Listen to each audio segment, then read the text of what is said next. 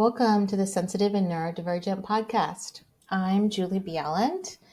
I'm a psychotherapist specializing in high sensitivity and adult diagnosed autism, especially in women.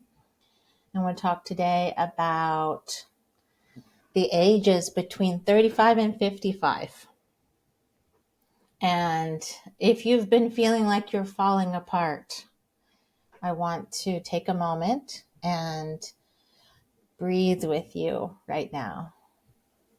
Let's take a long, deep breath together.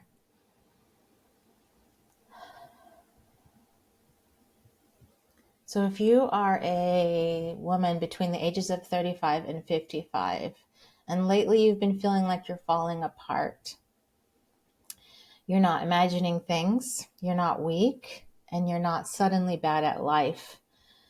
And what you are experiencing deserves to be taken seriously. If you feel like you've lost patience that you used to have, if your tolerance to stress, noise, people, or demands have dropped dramatically, if you feel irritable in a way you don't recognize, if you feel emotionally raw or closer to the edge than you ever have before, if you feel anxious or depressed, but not in the way you used to, in a heightened way, if your nervous system feels like it's constantly on high alert, if you feel exhausted in a way that sleep and rest does not fix, if your sleep is disrupted or not refreshing, if your brain feels foggy or slower, if you struggle with word finding or concentration, if you feel overstimulated by sounds, lights, touch, people, smells, if socializing drains you more than it used to, if you need more recovery than you did before, if your body hurts more than it used to, if you feel like things you once handled easily now feel impossible, I want you to hear this clearly. You are not broken, you are not failing, and you are not alone. I'm hearing this story every single day from women that I'm working with in my clinical practice. And I want to talk about what's really happening and what can help. I've been through this myself, and I found it incredibly difficult what was happening, and it's really made me passionate about sharing more education about this so that others don't have to suffer so much. And this episode really exists because too many women are suffering quietly at this stage of life. They're questioning themselves, they're blaming themselves, they're wondering what's wrong with them, and often dismissed by the very systems that need to help them. What you're experiencing is real, it's common, and it makes sense when we understand the full picture, and there are some answers that can help. So what I'm seeing clinically, personally, and across the lives of thousands of sensitive and neurodivergent women is not one single issue. It's a convergence. Several powerful forces are happening at the same time. Hormonal shifts related to perimenopause and menopause, and a sensitive and neurodivergent system that has been compensating for decades. A cumulative burnout that's finally reaching a tipping point. When these come together, it can feel like everything is falling apart at once. The coping strategies that you used to find help might not be working. You're pushing through. The overfunctioning, the masking, the ability to override your needs. For many women, midlife feels like the moment when the entire system collapses. And this often is worse in the perimenopause stage, which is it can be up to 10 years before menopause. And this is the time that can often be the hardest. And I want to talk about what happens when biology meets exhaustion. And often this can feel like it came on suddenly too. A lot of women might say this came out of nowhere. It can feel like They've spent decades holding everything together by effort. They've adapted, anticipated, managed, cared for others, suppressed their own discomfort. They push through sensory overload. They tolerate chronic stress. They minimize their own needs. This works for a while on the outside until it doesn't. Midlife is often the moment when the nervous system can no longer keep paying the cost of constant compensation. And that can feel really terrifying if you don't understand what's happening. So let's reframe the experience a bit because it matters. What you are experiencing is not a personal failure. It's not a psychological weakness. It's not because you didn't try hard enough.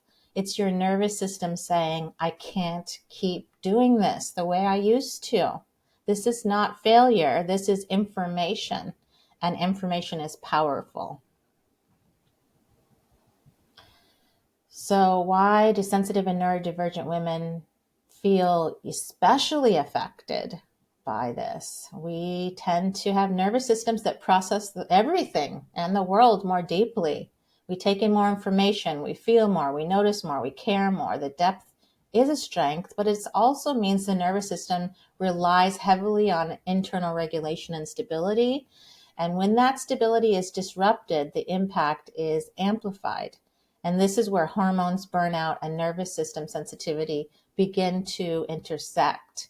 I've seen this across my practice, that the older we get, the more sensitive we become. That's not just you if you're experiencing that. That is something quite common. So what we're going to cover together today, I'm going to walk you through why perimenopause and menopause affect far more than just menstrual periods or hot flashes. We're going to talk about the critical role hormones play in the brain, nervous system, sleep, pain, and stress tolerance. Why hormone testing often does not tell the full story. Why so many women are dismissed or misdiagnosed at this stage.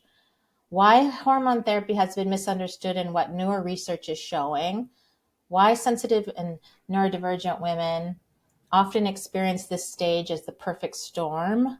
Why autism and ADHD often become visible in midlife, and why identifying autism can be the missing piece that brings relief for a lot of women at this stage, and how understanding your nervous system can bring compassion, clarity, and hope. This is not about fixing yourself. It's about understanding what your body and your brain are asking for right now.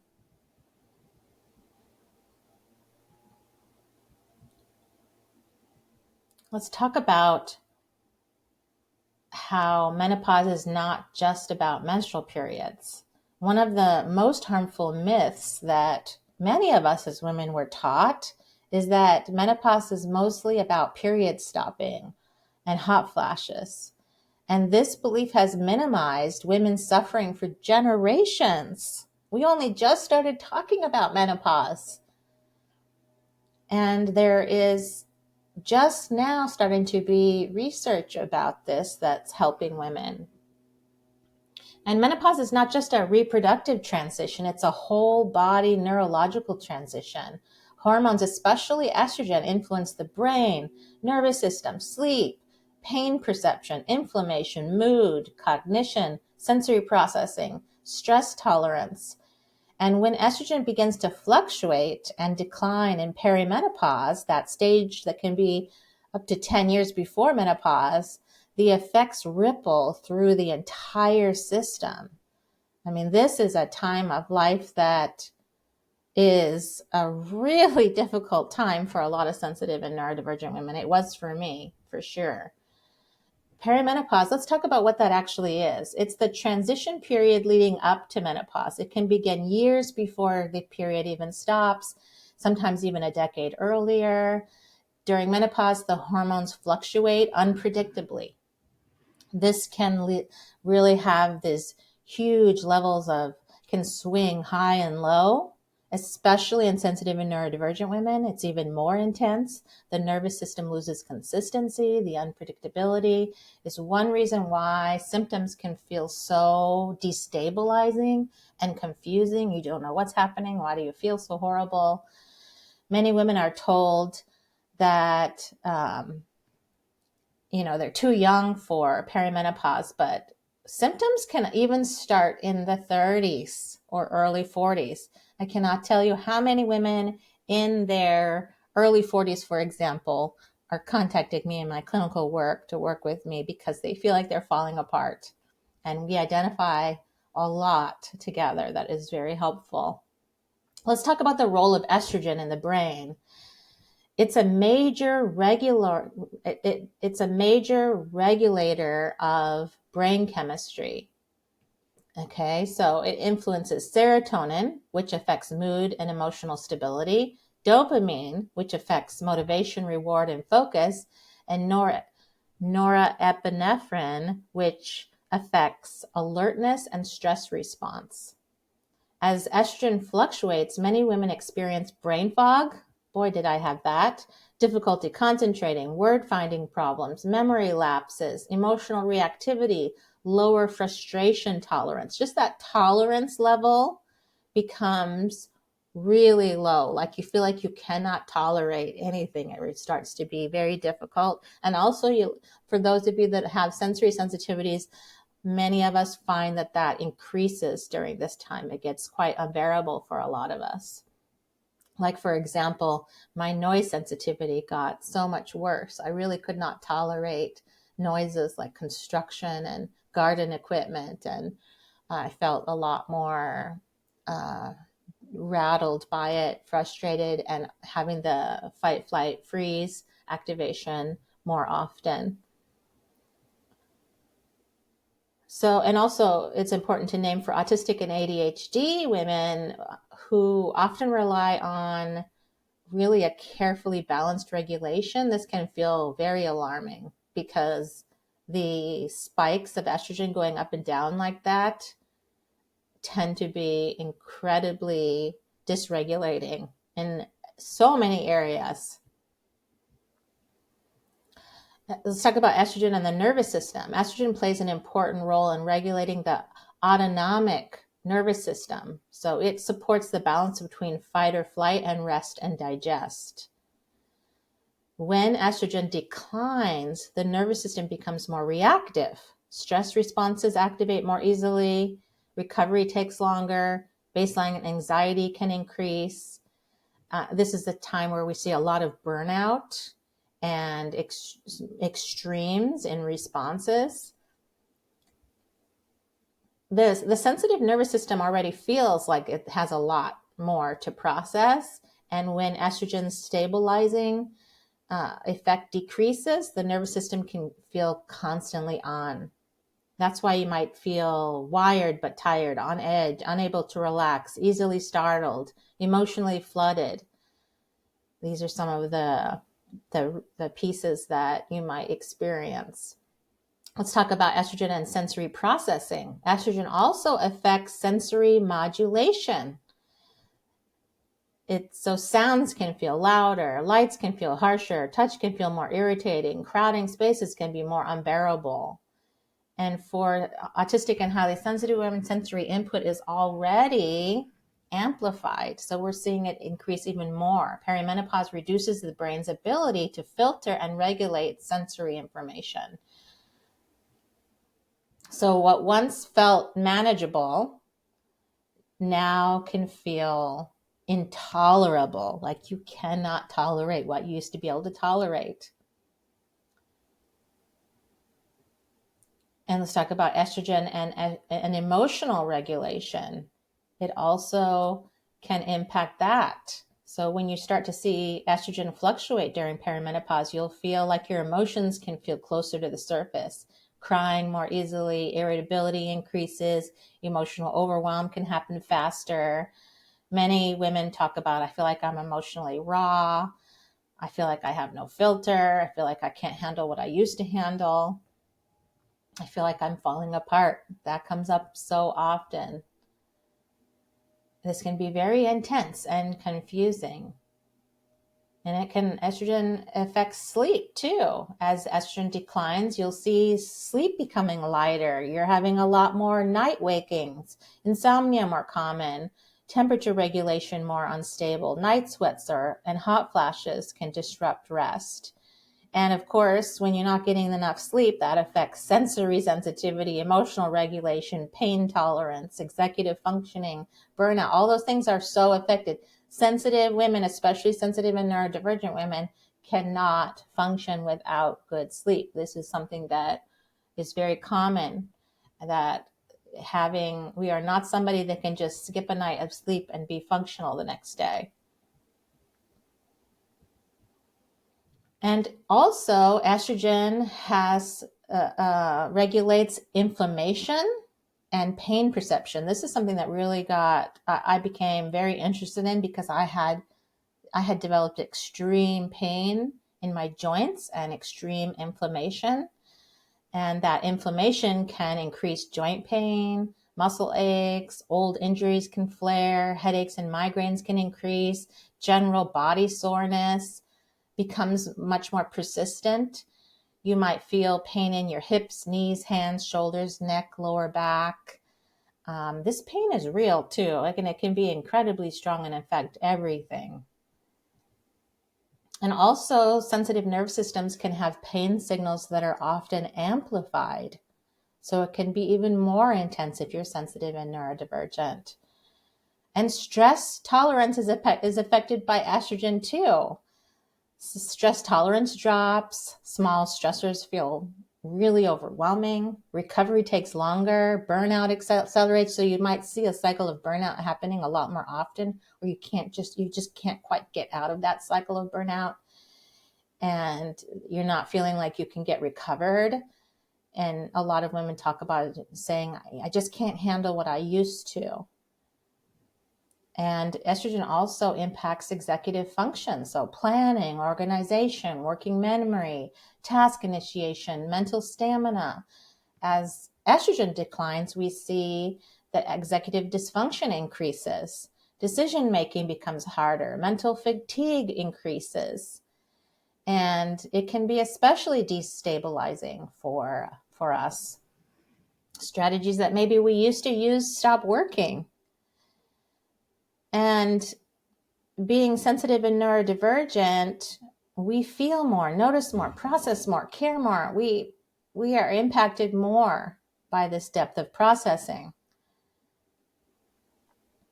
And there's an accumulation factor that's important to name. So by midlife, many sensitive and neurodivergent women have had decades of masking, which really is about hiding how challenged you feel, or constantly filtering what you're saying and what you're looking like, and not being able to be yourself in the world, not feeling safe to do that. Years of pushing through overwhelm and long-standing sleep debt starts to catch up, the chronic stress exposure. It lands on top of an already taxed system. So that's why the impact can feel so extreme. And so this midlife point, many women describe it as the breaking point, where your nervous system has just reached the limits of compensation. This is not something that you caused. This is extremely common, and especially in sensitive and neurodivergent women. More and more women are talking about it now, which is wonderful, so that we can know that we're not alone, that there's not something wrong with us. And I want to talk about why so many women are missed, dismissed, and misdiagnosed around this stage too, and why hormone testing often does not tell the full story. And this is a critical piece of the conversation to be having with your doctor, because many women go to the doctor, ask for help, they get the hormone testing, and then they're told their labs are normal, and yet nothing feels normal. And it's important to understand that hormones, especially during perimenopause, can be very unpredictable and fluctuate dramatically. So a single blood test is not a snapshot. It doesn't capture the variability, the patterns, the lived experience. And this is why symptoms matter more than numbers, especially during perimenopause. So even if your labs are appearing normal, but your life feels unmanageable, this disconnect is very meaningful. it's important to look at symptom-based care. So we want to look at when your symptoms begin, how they fluctuate, what worsens, what improves, looking at patterns. Consider the impact of having a sensitive nervous system and having a provider that is looking beyond lab values, but interested in your lived experience.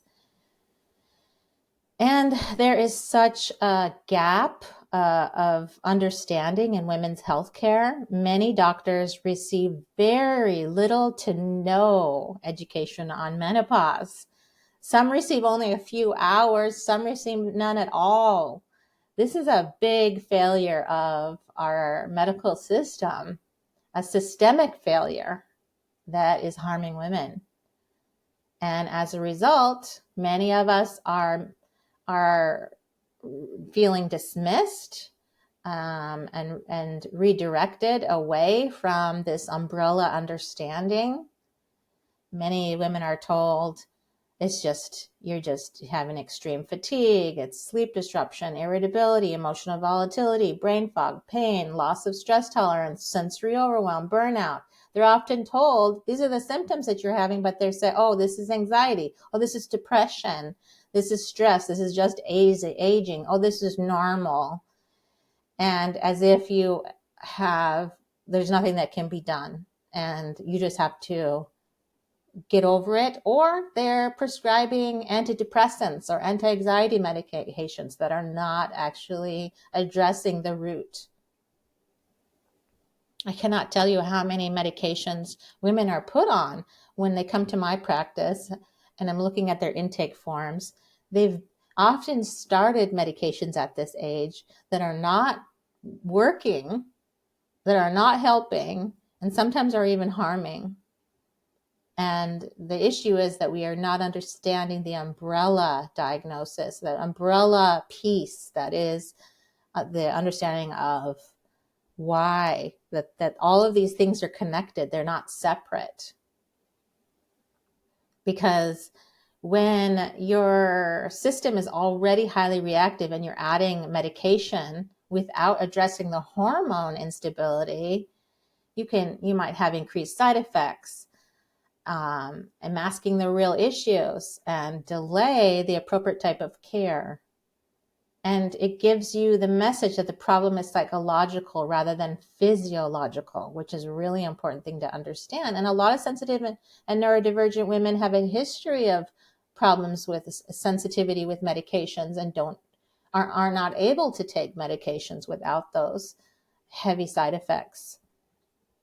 So they might walk out of those doctor's offices, without any support, or that's what happened to me because I can't take most medications. My system is so sensitive that I pretty much walked out of the doctor's office being told that I need to go see a psychiatrist to be put on medication for anxiety and depression.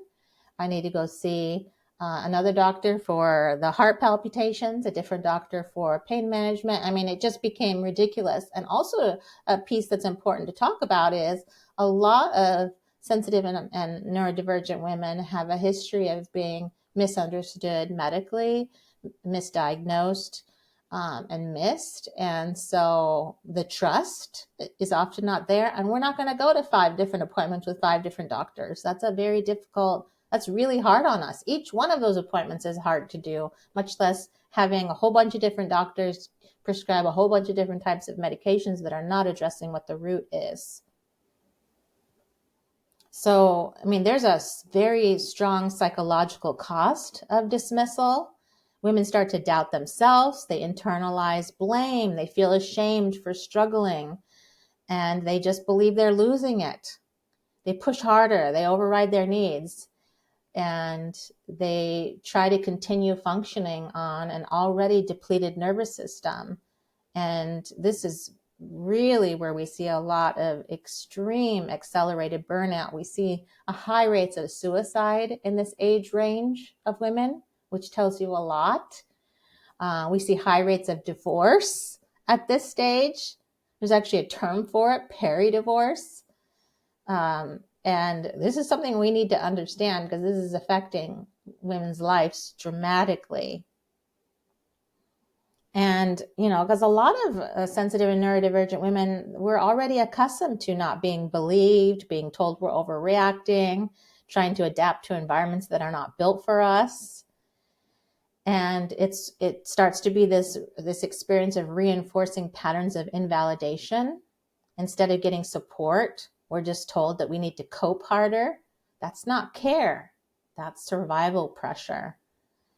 And what menopause specialists emphasize, so there's menopause educators and clinicians like Dr. Mary Claire Haver has talked extensively about this. And I'm going to give a link to some of her work and some of the things that she does to support women in perimenopause and menopause. She's got some great sleep supplements that are natural, some certain kinds of menopause vitamins to take and supplements and stuff that can help. So I'm going to give a link to that as well. But she talks a lot about how the system failed women. It's fear-based messaging replaced education. So symptoms were minimized, and hormone therapy was really misunderstood for decades. And right now we are just playing catch up with some of the newer research that's come out.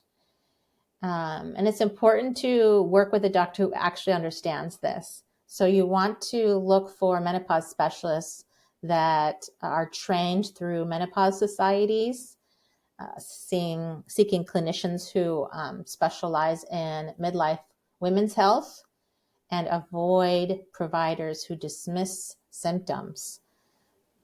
And this is an important thing, is to do. And in this article I'm going to attach in the show notes is a link to a website that you can go to find doctors that are trained in this particular area. That's what I did to find my gynecologist that's trained specifically in menopause, because my regular doctor, my primary care physician, was not. And it definitely showed up in my care, being very different between the two doctors.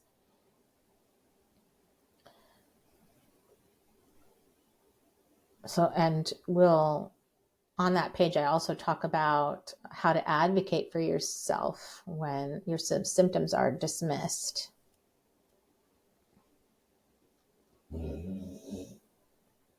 Let's talk about hormone therapy, the black box warning, and what research is actually saying now, what the newer research is saying. We've had decades of fear happen that told us that it was not safe to take hormones, like estrogen, for example. And the messaging was alarming and inaccurate. Some of the newer research is showing what was actually wrong with the study that they based a lot of the warnings on, and how the newer research is showing a very different story. And it's making a big difference. The black box warning was recently removed because the research was reanalyzed and redone in a more appropriate way. And the conclusions shifted a lot. So we were looking at the timing matters, the type of hormone matters, the dose matters, the route of administration matters, and the individual health context matters a lot. So it's not just one size fits all. This is why you need to talk to a doctor who's got special training in this area.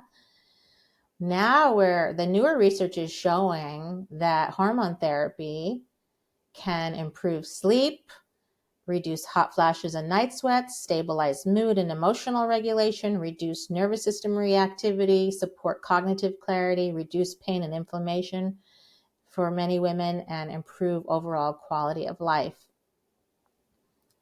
And this doesn't mean that hormone therapy is right for everyone, but it is something that you want to look into with a doctor who is trained in this area.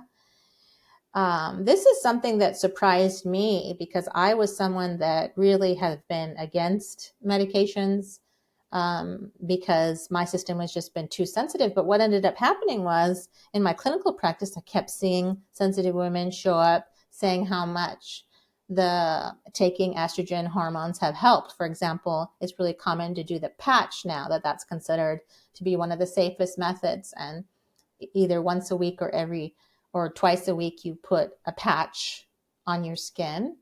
I was worried about that too. Was I going to be affected by the patch because I'm so sensitive? But I was very pleasantly surprised and really incredibly shocked at how much the hormones helped me.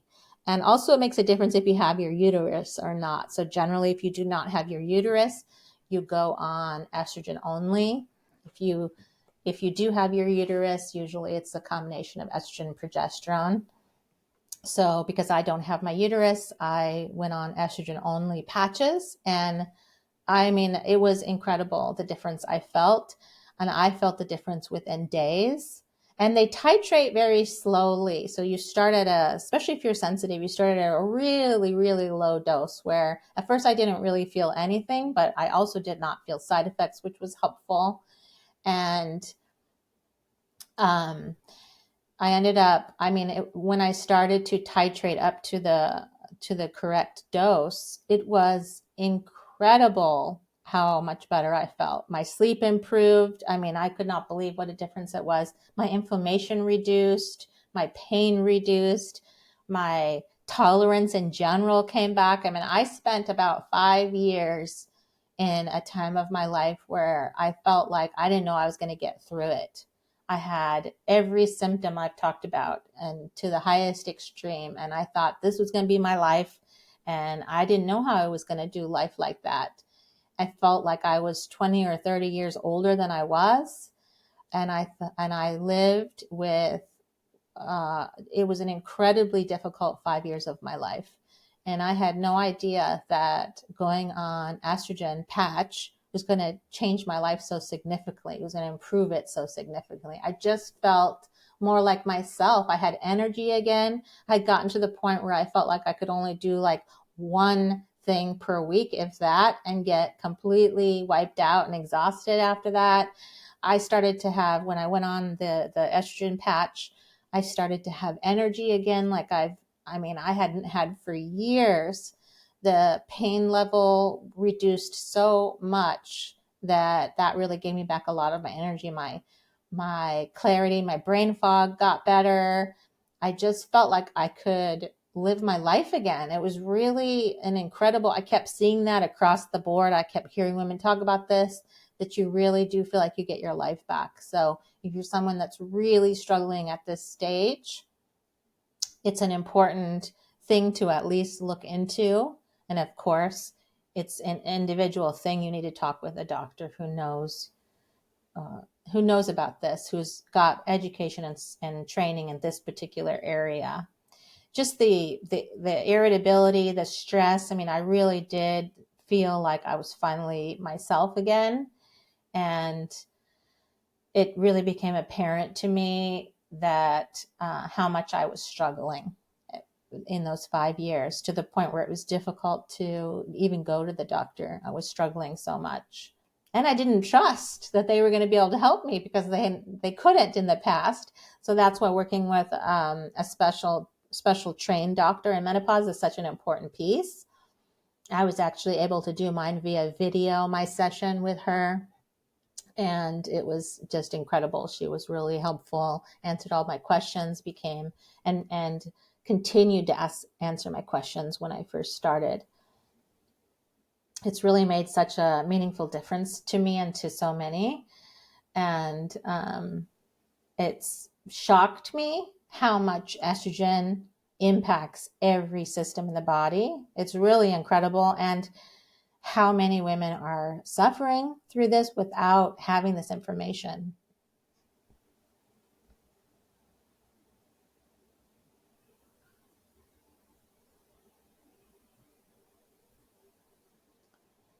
This time of midlife especially when it's this kind of like a perfect storm time where everything's shifting at once and kind of hitting you all at once. It's such an interesting time that impacts us in so many different ways. And why does perimenopause hit sensitive and autistic women harder, and those with ADHD as well?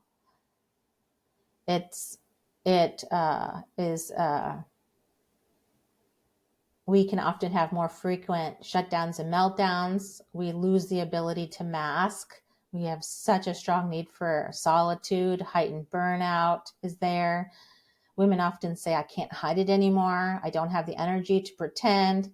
I just can't continue to, the lifetime of pleasing others. Suddenly you're just not able to, because you literally just do not have the energy beyond your own basic daily functioning.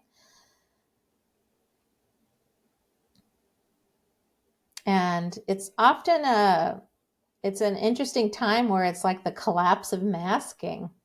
So maybe we've spent our entire lives masking and appearing calm when we're overwhelmed, being agreeable when we're exhausted, meeting expectations while suppressing our own needs, trying to function while we're actually dysregulated. Masking is a survival strategy that gets developed for neurodivergent women, where we feel like we're performing, where we might not be showing the extreme suffering we're having internally, but it's there.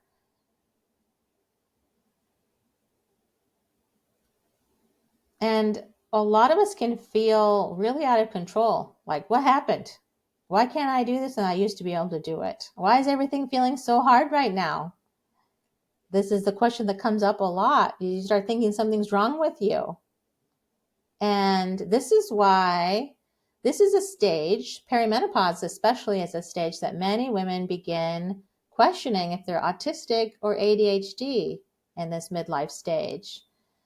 Even though these traits were always present, they were just hidden by effort. Hormonal shifts remove the buffer. Burnout removes the energy. Masking becomes impossible. And what emerges is something that has been there all along. And that is the challenges start to really show up externally now. They're not something that we can hide anymore. And also our understanding of autism has expanded. That's completely changed our understanding, especially how it shows up in women, is very different and can be very different than how it shows up in males. And most of the types of ways that we were taught autism looks like is actually how it looks like in a small sample of white boys, not how it shows up in highly masked, sensitive adults and women in particular. This stage becomes a real turning point because you cannot continue the way that you were. So it forces and demands a change, and it makes self-neglect impossible. Isn't that something? It's true. It makes self-neglect impossible. And it is also, even though this is an incredibly painful time of life and difficult time of life for a lot of women, it often leads to a greater understanding of our limits, our needs, and our wiring. And this is why we see a lot of women getting identified with autism in midlife. And it often brings relief. For many women that are listening right now, understanding they're autistic is not just it's not a diagnosis or a label. It's relief, it's coherence, it's self-compassion that gets developed. It's finally an understanding of why you are wired the way you are wired. It's not that it suddenly appears in midlife. Some women might be like, why was this missed? Why am I only realizing this right now? And it's not that autism suddenly appeared. It's always been there, but what's changed is capacity.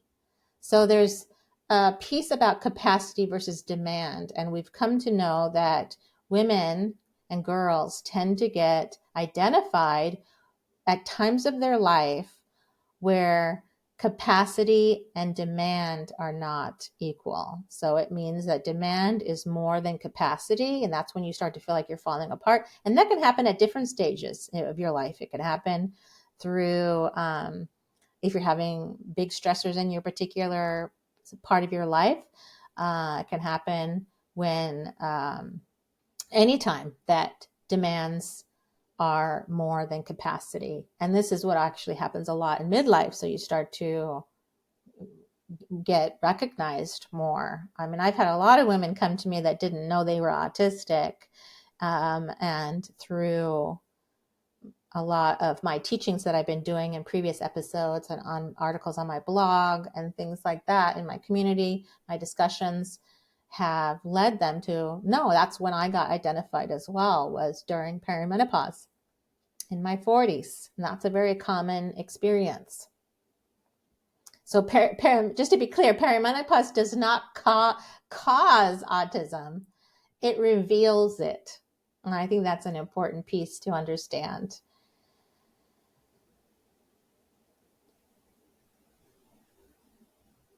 And also I want to mention about why standardized autism tests are often fail high masking women. This is crucial because they were based on, these standardized autism assessments were designed and based on male presentations, childhood behavior, white boys, and externally observable traits and low masking profiles. So it's that you could visibly see it. But in many sensitive adults and high masking adults, and especially women, we mask it. So these standardized tests are not even capturing autism because of that, because they're failing to recognize and understand what the lived internalized experience of autism is in high masking adults and women. So it often fails to capture internalized autism, high empathy presentations, socially conditioned masking, women who are over functioning in certain areas of their life, women who have learned to survive by blending in, hiding their challenges, being perfect, pushing, people pleasers, masking, hiding their needs, and hiding the presentation, actually. Because we were socially conditioned different. Women are conditioned socially different than males, and that's an important piece to understand. They're taught to hide these challenges. They're taught to blend in and act like everyone else and mask. So there's a big cost to missed identification. And it often creates this internalized harmful beliefs, like we believe we're broken, we're falling apart with things that should be easy, that we're too sensitive, that we're not trying hard enough, we're blaming ourselves for burnout, we're pushing harder, we're overriding our needs, we're continuing to, adapting in environments that are harming us. It's deeply harmful to be missed and not understand your wiring and your needs. What I always find really fascinating is when women finally receive an autism identification in life, the most common word used is relief. Relief, not fear, not devastation, relief. And that relief comes from many places. Relief that there's an explanation, relief that they're not broken, that their struggles make sense, that their burnout was not a personal failure, that they can stop forcing themselves to function like someone with a different wiring that's not autistic. It's like your story of your entire life finally clicks into place. This greater understanding of your experiences. And when you can really understand your neurotype, that changes everything. It's like gaining a map of your personal nervous system instead of using the wrong map. You understand why certain environments might drain you, your sensory input. You can understand why your sensory input affects you so much, and why you have a need for more recovery time, and why social dynamics can feel exhausting, and why masking has been so costly. You can design your life around regulation instead of endurance. You can honor your sensory and emotional needs. You can set boundaries without shame. You can rest without guilt. You can advocate for accommodations. You can stop blaming yourself for burnout. The autism identification, it does not limit women. It frees them. It frees you. It feels like freedom. That's how I've experienced it. That's how a lot of later diagnosed women have experienced it. It's a powerful experience. This midlife identification comes at a moment when women are already being forced to reevaluate their lives, that their old ways are no longer sustainable. Their nervous system is asking for change. This identification gives them that direction. It provides language, framework, self-compassion, and it's very life-changing in a very positive way. But it has to be done. Autism assessments need to be done differently for sensitive women and high masking individuals.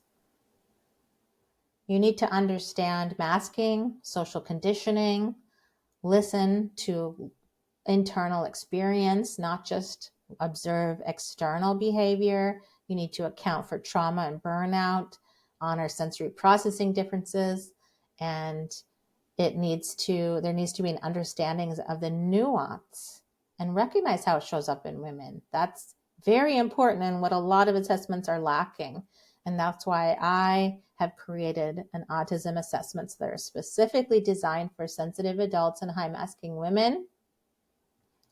And we emphasize internal lived experience, nervous system patterns, sensory processing, burnout history, masking and survival strategies. And I also do it so that we have two different ways to share your internal lived experience with me. There's an in-depth form that you get to fill out so you can spend a lot of time, your own time with it. Take your time and really think through and answer the questions on that form. And then we do a video session together that we really dive into your internal lived experience. And this is an approach that is really helpful for identifying autistic women who are high masking, who have not been identified yet, and especially during midlife don't understand that time of life.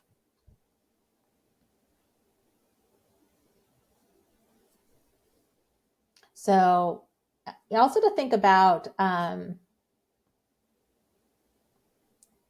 that there's hope, that things can get better by understanding yourself, what your options are, that you're not alone. Small changes really matter. Reduce your sensory load, like the areas where you have sensory sensitivity, take that seriously. Wear the earplugs or the noise canceling headphones if you have noise sensitivity. Really honor that. And honor what rest really looks like for you. This is a time of life that can be really good to work with a therapist. I have a directory where you can find a provider of sensitive and neurodivergent practitioners on my website. I'll put that in the show notes too, because it's important to work with a therapist or coach that actually understands sensitivity and neurodivergence. That's a big, big, important piece that's missing in a lot of people.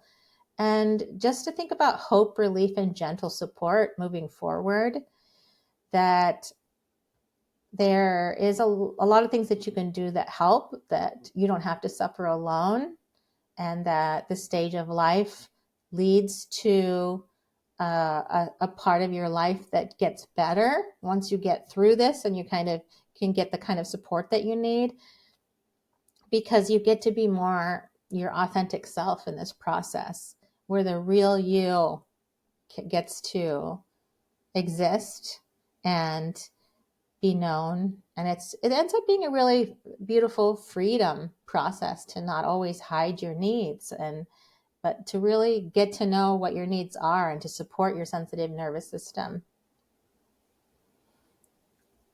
And to develop more compassion. So what ends up happening for a lot of women in this stage, when they get the right support, is they move away from so much self-criticism and they move towards self-compassion, which honestly helps every single thing, every piece of your life is benefited from self-compassion. That's something that I'm seeing across the board that gets really much better and really supports you, increases your resilience in so many different ways.